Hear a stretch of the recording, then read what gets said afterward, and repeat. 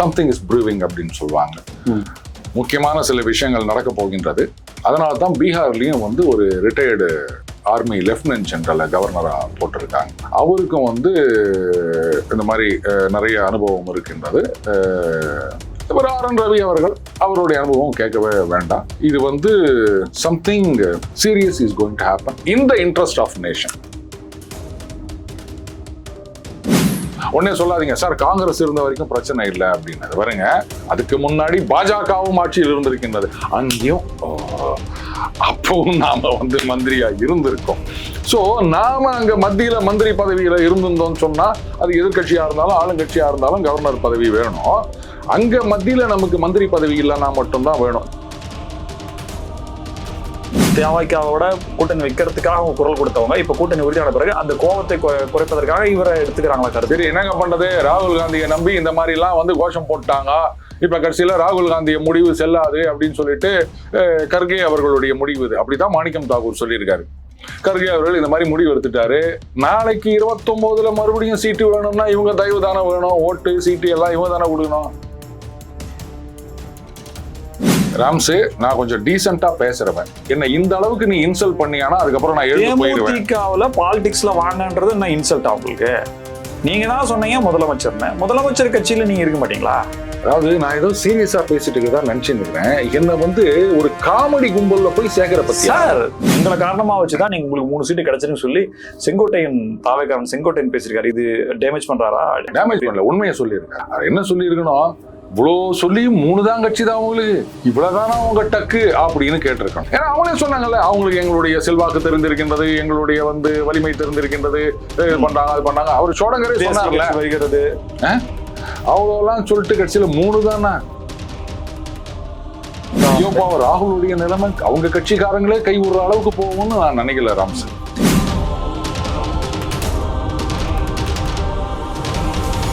Spectrum Tamil நேயர்களுக்கு வணக்கம். நம்மோடு அரசியல் விமர்சகர் டெய்லி பஞ்ச் அருண் இருக்கிறார். பேசலாம் சார். வணக்கம். வணக்கம் ராம்ஸ். ஆளுநர் மாற்றம் அப்படிங்கிறத மற்றவர்கள் எப்படி பாக்குறாங்களோ, திமுக ரொம்ப குதூகலத்திலையும் கொண்டாட்டத்திலையும் இருக்காங்க. எப்படி எடுத்துக்கிறீங்க நீங்க? கொண்டாட்டத்துக்கு என்ன காரணம்? ஒரே குடும்பத்துல ஒருத்தருக்கு சந்தோஷமா இருக்கும் போது இன்னொருத்தருக்கு துக்கம். எனக்கு அப்படியே எமோஷன்ல வந்துருச்சு.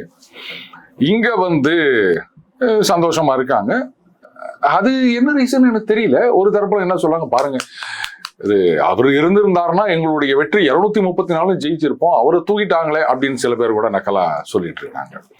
இப்ப அவர் இருக்கிறதுனாலயோ இல்ல அவர் போறதுனாலயோ, இப்ப நான் ஒண்ணு கேட்கிறேன், இப்ப இவரை மாற்றியதுனால உங்களுக்கு சந்தோஷம் அப்படின்னா, அப்பா கொச்சல் குத்துக்கினே இருந்தாருப்பா, தாங்க முடியலப்பா, போயிட்டாருப்பா, அப்படி அவங்க சொல்லல. அப்ப சந்தோஷம்னா அதான அர்த்தம். இல்ல, அவரால உங்களுக்கு பிரச்சனை இல்லை அப்படின்னு சொன்னா அவர் இருந்தா என்ன போனா என்ன கொண்டாட்டங்கிறதே சொல்லல. அவங்க அப்படியே என்னன்னா பஞ்சப்பு கழிச்சு அவன் ஐயோ மாத்திட்டீங்களே, அவர் இருந்தா எங்களுக்கு ரொம்ப ஈஸியா இருக்குமே அப்படி கொண்டு போறாங்க. பஞ்சப்பு கழிச்சா கொண்டு போறாங்க. சரி, அந்த எண்டுல பாருங்க அவர் எங்க போட்டிருக்காங்க, வெஸ்ட் பெங்கால். அப்போ அங்க வந்து மம்தா பானர்ஜி அவர்கள் ஏற்கனவே இருந்த கவர்னர் ராஜினாமா செஞ்சிருக்காரு. அவரை பத்தி நான் சொல்லியிருக்கேன். அது பாருங்க, இது வந்து ஏதோ ப்ரெஷர் பண்ணியிருக்காங்க. அவர் வந்து டேர்ம் முடிகிறதுக்கு முன்னாடியே ராஜினாமா பண்ணிட்டாரு, இது வந்து இது பண்ண முடியாது, எங்களை கன்சல்ட் பண்ணவே இல்லை அப்படின்னு. காங்கிரஸ் ஆட்சி காலத்துல வந்து இப்படி மாநில அரசாங்கங்களை கன்சல்ட் பண்ணிட்டு தான் வந்து கவர்னர்களை போட்டாங்களா? கன்சல்ட் பண்ணணும்ன்றது வந்து கட்டாயம் ஒன்றும் கிடையாது, சட்டம் ஒன்றும் கிடையாது, ரைட்? இப்போ வேற இங்க இந்த ஒரு நபர் கமிட்டி ஒன்று வச்சாங்க, அவங்க ஒரு ரிப்போர்ட் கொடுத்துருந்தாங்க. அதுல வந்து மாநில அரசாங்கம் 3 பேரை சஜஸ்ட் பண்ணுவாங்களாம். அதுல ஒருத்தரை வந்து மத்திய அரசாங்கம் நியமிக்கணுமா. மத்திய அரசாங்கத்துடைய ரெப்ரசன்டேட்டிவா இருக்காரு கவர்னர் அப்படின்னும் போது அப்புறம் மாநில அரசாங்கம் என்ன சஜஸ்ட் பண்றது? தலைகீழா இல்ல இதுல. இந்த மாதிரி எல்லாம் வந்து இஷ்டத்துக்கு ஆளாளு ஒரு ரிப்போர்ட் கொடுத்துட்டு இருக்காங்க. அதெல்லாம் விடுங்க. அதாவது நான் நீங்க சொன்ன மாதிரி, நீங்க ஒரு கம்பெனி முதலாளி, நான் வந்து யூனியன் லீடரு, அந்த பே கமிஷன் அப்படின்னு ஒண்ணு வைக்கிறேன்னா நீங்க பிக்ஸ் பண்ணணுமா நான் பிக்ஸ் பண்ணணுமா? முதலாளி நீங்க தானே பண்ணணும். யூனியன்ல போயிட்டு நாங்க ஒரு பே கமிஷன் போடுறோன்னா சிரிக்க மாட்டாங்க. அந்த மாதிரி சென்ட்ரல் ஸ்டேட் ரிலேஷன்ஷிப் அப்படின்றது வந்து இந்த மாதிரி விஷயங்கள்லாம் மத்திய அரசாங்கம் முன்னெடுக்க வேண்டும். நீங்க ஒரு கமிட்டியை போட்டு அதை கொண்டு வந்து வைக்கிறதுனால எந்த பிரயோஜனமும் கிடையாது. ஒரே வாரத்துல முடிக்கிறாங்க ஆட்டுக்குது அப்படின்னு. ஆளுநரே வேணாம் எதுக்கு அப்படின்றாங்க. அது வந்து நாம முடிவு பண்ணணும் அப்படின்றது. அது வந்து நாம வந்து மத்திய அமைச்சரவையில கேட்டு வாங்கின போர்ட்போலியோட இருக்கும்போது அப்பவே சொல்லியிருக்கணும், போர்ட்போலியோ கூட வேணாம், இந்த ஆட்டு தாடி அப்படின்னு சொல்லப்பட்ட கவர்னர் பதவியை நீக்கிறீங்க அப்படின்னு ஏன் சொல்லல? உடனே சொல்லாதீங்க சார் காங்கிரஸ் இருந்த வரைக்கும் பிரச்சனை இல்லை அப்படின்னு. பாருங்க, அதுக்கு முன்னாடி பாஜகவும் ஆட்சியில் இருந்திருக்கின்றது. அங்கேயும் அப்பவும் நாம வந்து மந்திரியா இருந்திருக்கோம். சோ நாம அங்க மத்தியில மந்திரி பதவியில இருந்திருந்தோம்னு சொன்னா அது எதிர்கட்சியா இருந்தாலும் ஆளுங்கட்சியா இருந்தாலும் கவர்னர் பதவி வேணும். அங்க மத்தியில நமக்கு மந்திரி பதவி இல்லைன்னா மட்டும்தான் வேணும். சரி ரைட், அதெல்லாம் விட்டு தள்ளுங்க. இல்ல கவர்னர் பதவி இல்லைன்னா அப்புறம் சட்டசபையிலேருந்து போயிட்டு நான் உலக நாயகன் சொன்னதெல்லாம் சொல்லல. இந்த மனு கொடுக்கணும், ஆட்சியை கலைக்கணும் அப்படின்னு யாருக்கிட்ட போய் புகார் கொடுக்கறது? அதனால அது ஒரு போஸ்ட் வேணும் தான். இது வந்து மத்திய அரசாங்கம் சம்திங் இஸ் ப்ரூவிங் அப்படின்னு சொல்லுவாங்க. முக்கியமான சில விஷயங்கள் நடக்க போகின்றது. அதனால தான் பீகார்லயும் வந்து ஒரு ரிட்டையர்டு ஆர்மி லெப்டினன்ட் ஜெனரலை கவர்னரா போட்டிருக்காங்க. அவருக்கும் வந்து இந்த மாதிரி நிறைய அனுபவம் இருக்கின்றது. இவர் ஆர்.என். ரவி அவர்கள், அவருடைய அனுபவம் கேட்கவே வேண்டாம். இது வந்து something serious is going to happen in the interest of nation. Sir நான் எப்படின்னா ரெண்டு டாட்டா கனெக்ட் பண்றேன். எடப்பாடி கே பழனிசாமி டெல்லி போனார். ஆனா எல்லாரும் என்ன சொன்னாங்கன்னா வேற மாதிரி அழைப்பின் பேர்ல போயிருக்காரு, வேற ஏதாவது விஷயங்கள் பார்க்க போனது. ஆனால் அவர் போகும்போது சில விஷயங்களை முன் வச்சிருக்காரு, இதனோட இம்பாக்ட் ஒரு வாரம் கழிச்சு தெரியும் அப்படின்னு சொல்லி அப்ப சொன்னாங்க. இபிஎஸ் டெல்லி விசிட் போன அப்போ சில வந்த தகவல் என்ன அப்படின்னா ஒரு வாரம் கழிச்சு இதனுடைய இம்பாக்ட் தெரியும்னாங்க. ஸோ அதே மாதிரி அதனுடைய ஒரு 4 நாள் கழிச்சு ஆளுநர் மாற்றப்படுகிறார் அப்படின்னா இந்த 2 டாட்டையும் நான் கனெக்ட் பண்றேன். இது சரியா? சரியில்லை. இவரு போனதுக்கும் இங்க ஆளுநர் மாற்றத்துக்கும் எந்த சம்பந்தமும் கிடையாது. அவர் வந்து ரிக்வெஸ்ட் பண்ணி பண்ணாருன்னு சொல்ல வரல, வேற ஏதோ ஒரு மூவ்மெண்ட்டுக்காக இங்க அந்த அந்த அந்த ஆக்ஷன், தியேட்டர் ஆஃப் ஆக்ஷன் அப்படின்றது வந்து தமிழ்நாடு இல்ல, வெஸ்ட் பெங்கால் அண்ட் பீகார். ஆளுநர் ஆர்.என். ரவி அங்க தேவைப்படுறாரு, அவ்வளவுதான். ஆமா, something drastic is on the anvil. அதற்காகத்தான் அநேகமா அது அவங்களே சொல்லியிருக்காங்க. அதனால நான் இப்போ சொன்னா அது தப்பு இல்லைன்னு நினைக்கிறேன். வெஸ்ட் பெங்கால்ல தேர்தல் தேதி தள்ளி போகலாம். ஏன்னா அந்த எஸ்ஐஆர்னு ஒரு ப்ராசஸ். ஆமா, இங்க இதே எஸ்ஐஆர் ப்ராசஸ்க்கு இங்க ஆரம்பத்தில் அவ்வளவு எதிர்ப்பு இருந்தது. இனி அந்த ப்ராசஸ் கம்ப்ளீட்டா முடிஞ்சிச்சு, எந்த பிரச்சனையும் இல்லை. இவங்களும் புள்ளி கூட்டணியில் தானே இருக்காங்க. அந்த டிஎம்சி திரிணாமுல் காங்கிரஸும் புள்ளி கூட்டணியில் தானே இருக்காங்க. ஏன் அங்க நடக்கல? இதுக்கு முன்னாடி அங்க ஆரம்பிச்சது. ஏன் இவ்வளவு இழுபறி? அந்த ஸ்டேட் வந்து பார்டர்ல இருக்கு சார். அங்க வந்து அங்க சொல்ற அந்த விஷயங்கள் அப்படிங்கிறதும் கொஞ்சம் பேசுபொருளா இருக்கு. அரசியல்ல வாக்குகள்ல பெரிய இம்பாக்ட் ஏற்படுத்துது இல்ல பார்டர்ல இருக்கிறதுனால என்ன? மற்ற மாநிலத்துல இருந்து இங்க வர்ற நாடுகள்ல இருந்து இங்க வர்றாங்க, அவங்களுக்கும் வாக்குரிமை அப்படிங்கிறது இருக்கு. இப்ப நீக்கம் அப்படின்னா அப்ப மற்ற நாடுல இருந்து வந்தவனுக்கு எல்லாம் நீங்க வந்து இங்க ஓட்டு கொடுத்துட்டு இருக்கணும், அவெல்லாம் வந்து ஓட்டு போடுவாங்க. அந்த பேச்சு இருக்கு, அந்த பேச்சு இருக்கு, அந்த அந்த அந்த கருத்து இருக்கு, அதற்கான ஆதாரங்கள் இருக்கு. அதனால அது அங்க டிலே ஆகுது. அப்ப அடுத்த நாட்டுல இருந்து வந்தவங்க ஓட்டு போட்டுதான் நீங்க இத்தனை வருஷமா ஜெயிச்சு நிக்கிறீங்களா? நம்ம நாட்டு மக்கள் ஓட்டுல ஜெயிக்கலையா நீங்க? இது நல்லா இருக்குது நீங்க சொல்றது. அந்த டவுட் இருக்கு. அடுத்தது இந்த பங்களாதேஷ், அவங்க என்ன பண்ணாங்க, அந்த யூனிஸ் எல்லாம் வந்த உடனே அந்த கிரேட்டர் பங்களாதேஷ் அப்படின்றாங்க. அந்த 7 சிஸ்டர்ஸ் இதை வந்து ஏதோ இந்தியாவோட பார்ட்டே இல்லாத மாதிரி அதை பங்களாதேஷோட சேர்த்துக்கிற மாதிரி சிக்கன் நெக் இங்க நாங்க கை வச்சோம்னா என்ன ஆகும் தெரியுமா இப்படிலாம் பேசிட்டு இருக்காங்க. சரி ரைட்டு, அங்க எங்களுக்கு சிக்கன் நெக்குன்னா இங்க உங்களுக்கு சிக்கன் நெக்கு. நாங்க இங்க கை வச்சோம்னா நீங்க அங்க கை வைக்க முடியாது. நினைச்சாலுமே அது சிக்கன் நெக்கா இருந்தாலுமே, இல்ல வந்து சிக்கனை விடுங்க எறும்போட நெக்கா கூட இருக்கட்டும், தம்மத்துண்டா, உங்களால ஒண்ணும் பண்ண முடியாது. ஆனா அது டைனோசார் நெக்கா இருந்தாலும் நாங்க கை வச்சோம்னா உங்களால ஒண்ணும் பண்ண முடியாது. பங்களாதேஷ கரெக்டா இஷ்டத்துக்கு உதார விட்டுருந்தாங்க. சோ இப்ப வந்து அங்கு சில நடவடிக்கைகள் தேவைப்படுகின்றது. திருப்பி சொல்ல விடாதீங்க. காஷ்மீர், பியூட்டிஃபுல் காஷ்மீர், அவ்வளவுதான் நான் சொல்ல. அதுக்கு மேல விட்டுருங்க ராம்சர். சரி, இப்ப ஆளுநர் மாற்றத்துக்கு பிறகு ஆளுநர் கிளம்புறதுக்கு முன்னாடி முதலமைச்சர் போய் சந்திச்சிருக்காரு அவர்கிட்ட. இது என்ன ஒரு மரியாதை நிமித்தமான ஒரு ஜென்டில் மூவா, இல்ல இதுல ஏதாவது அர்த்தம் இருக்கு? இப்போ அந்த ஆளுநர் டீ பார்ட்டி கொடுக்கும்போது நாங்கெல்லாம் கலந்துக்க மாட்டோம் அப்படின்னு வெளிப்படையா இங்க கூட்டணியில இருக்க சில பேர் சொல்லுவாங்க. ஆனா திமுக போய் கலந்துட்டு வருவாங்க. போனாங்கல்ல, அப்புறம் என்ன போராடும் போது நம்ம இங்க இருக்கவங்க ஏதாவது பண்ணிட்டு இருக்கட்டங்க. ஒரு சென்ட் ஆஃப் அப்படின்ற மாதிரி தான் எடுத்துக்கணுமா, இல்ல எதுக்காக? எந்த ஒரு புரோட்டோகால மிஸ் பண்ணாங்க சொல்லுங்க? இந்த டீ பார்ட்டிக்கு நாங்க கலந்துக்க மாட்டோம்னு சொன்னாங்களா? திமுக கலந்துக்கினாங்க, மத்தவங்க சில கூட்டணி இருக்க கட்சிகள் கலந்துக்கல. இதுதான் வந்து என்ன சொல்றது, அது ஒரு மரபு. திமுக புறக்கணிச்சு சார், கலந்துக்கல. இல்ல ஒரு தடவை கலந்துட்டாங்க. இப்ப லாஸ்ட் டைம் அவங்க போகலன்னு நினைக்கிறேன். இல்லம்மா, கலந்துட்டாங்கம்மா, மத்தவங்க கூட இது பண்ணாங்க. நீங்க பாருங்க, மத்த கட்சிகள் இது பண்ணப்போ இவங்க மட்டும் ஏன் கலந்துக்கிறாங்க அப்படின்னு கூட ஒரு கேள்வி வந்து அதை செக் பண்ணிக்காங்க. இது வந்து ஒரு மரபு, போராடும் போது இது பண்ணணும், அவ்வளவுதான். இதுல என்ன தப்பு இருக்கு? பட் இப்படி போய் பார்த்ததுக்கு உள்நோக்கம் இருக்கா, வேற ஏதாவது டீல் இருக்கான்னா அதெல்லாம் நடக்காது.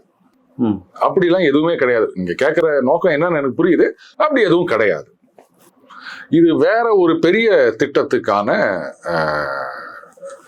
கடைசி நடவடிக்கை. எலெக்ஷன் டேட் அறிவிக்க போற நேரத்துல இது வரைக்கும் பர்ஃபார்மன்ஸ் ஆர்.என். ரவி அவர்களுடைய பர்ஃபார்மன்ஸ் என்னன்றதை பார்த்துட்டாங்க. சோ இப்போ கேரளா கவர்னரையும் சேர்ந்து பாத்துக்கிறார் அப்படிங்கறதோடய எலெக்ஷனை சந்திப்போமா, இல்ல தமிழகத்துக்கான கவர்னர் எலெக்ஷனுக்கு முன்னாடி நியமிப்பதற்கான வாய்ப்புகள் அப்படிங்கிறது இருக்கிறதுன்னு நினைக்கலாமா?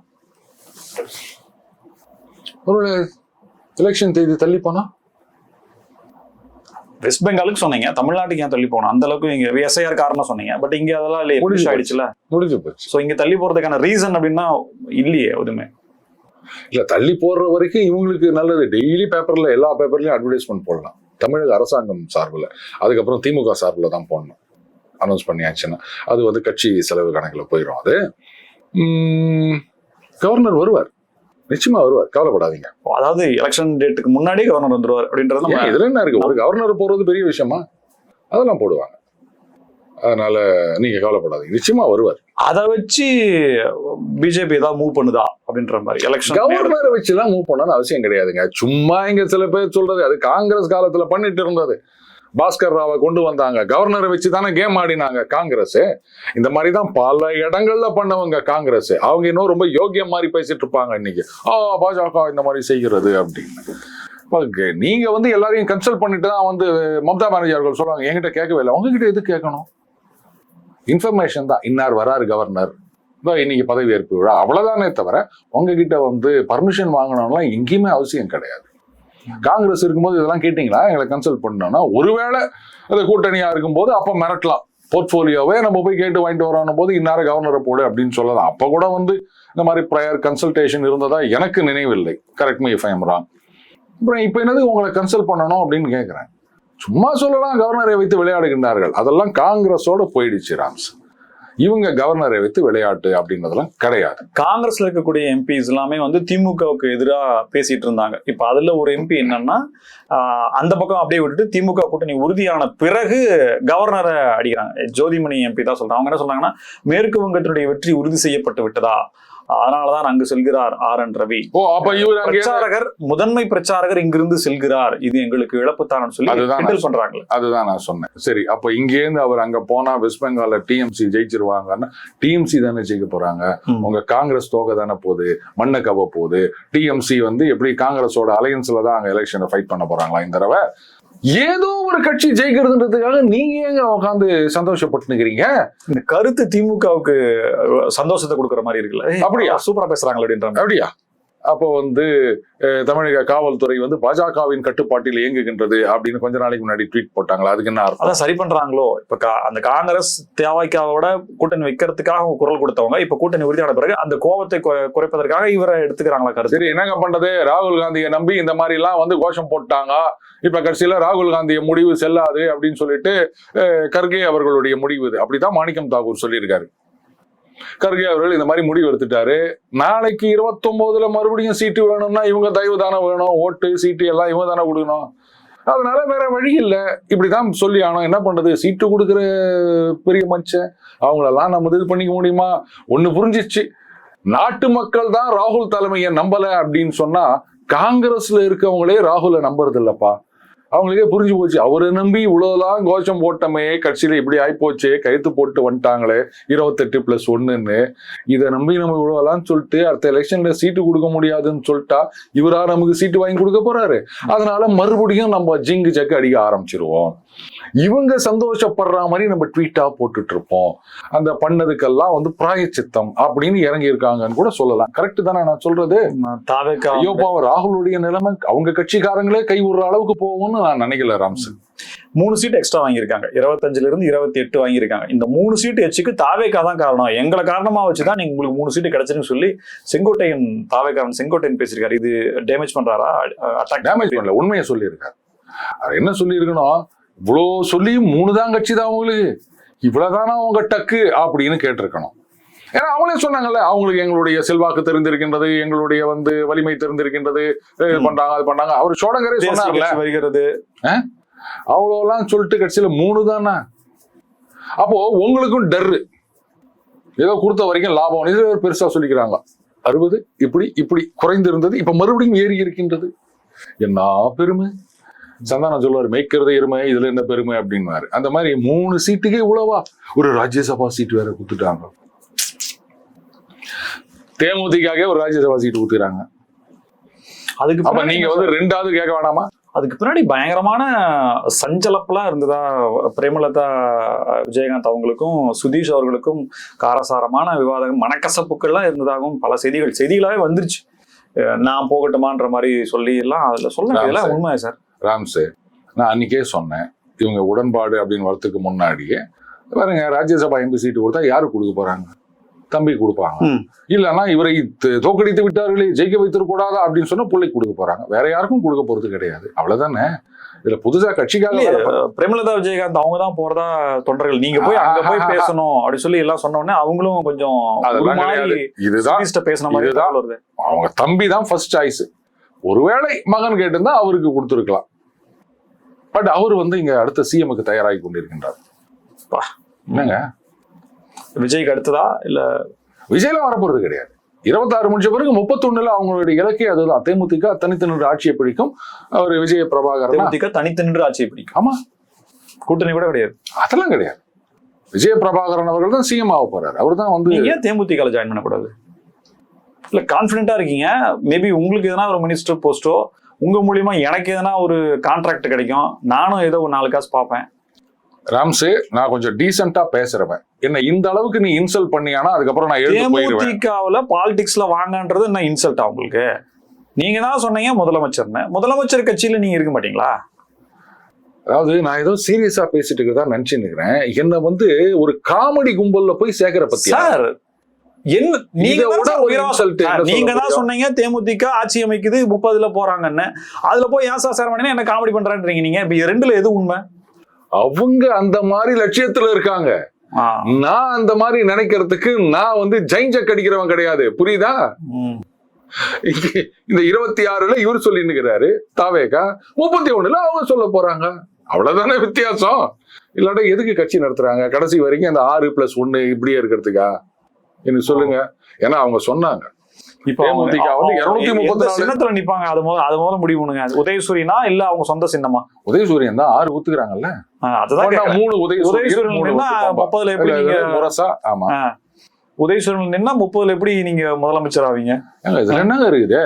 இதெல்லாம் என்ன குமார் நம்புற மாதிரியா இருக்குன்ற மாதிரி இருக்கு. நம்பிதான் ஆகணும், அப்பதான் கட்சியில போஸ்டிங். நான் நம்ப மாட்டேன், அதனால எந்த கட்சியிலும் போஸ்டிங் கொடுக்க மாட்டாங்க. இப்ப புரியுதுங்களா? சொல்லிக்க வேண்டியதாங்க. அதாவது 21 தேர்தலுக்கு முன்னாடி